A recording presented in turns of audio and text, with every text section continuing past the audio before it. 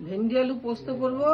আমি এখন আলুগুলোকে ভেজে নেবো, তারপর ভেন্ডিগুলোকে আমি লাল লাল করে ভাজবো, তারপরে আমি পোস্ত দিয়ে করবো ভেন্ডি আলুটা।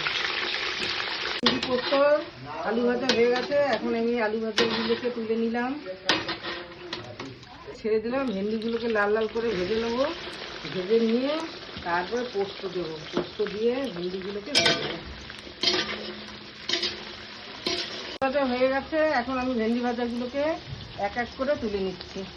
তারপরে মশলা দিয়ে কষাবো, পোস্ত, টমেটো বাটা, লঙ্কা বাটা, হলুদ গুঁড়ো, নুন দিয়ে আমি কষাবো। ফোড়ন দিয়ে দিলাম, তারপরে হলুদ, নুন, টমেটো বাটাটাকে দিয়ে দিলাম,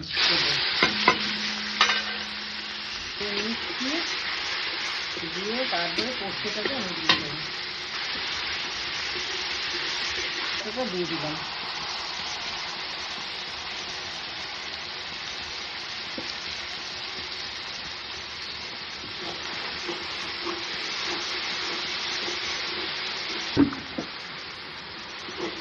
এখন আমি একটু দিয়ে দিলাম জলটা দিয়ে কষিয়ে নেবো, কষিয়ে নিয়ে তারপরে পোস্ত বাটা ওগুলোকে ছুঁয়ে দেবো,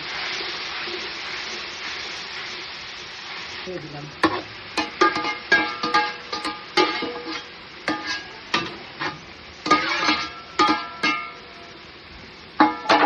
আর বেশ করে কষিয়ে নেবো, কষিয়ে নিয়ে তারপরে আমি ভেন্ডি ভাজাটাকে তুলে দেবো। আমি এখন পরিমাণ মতন একটু চিনি দিয়ে দেবো।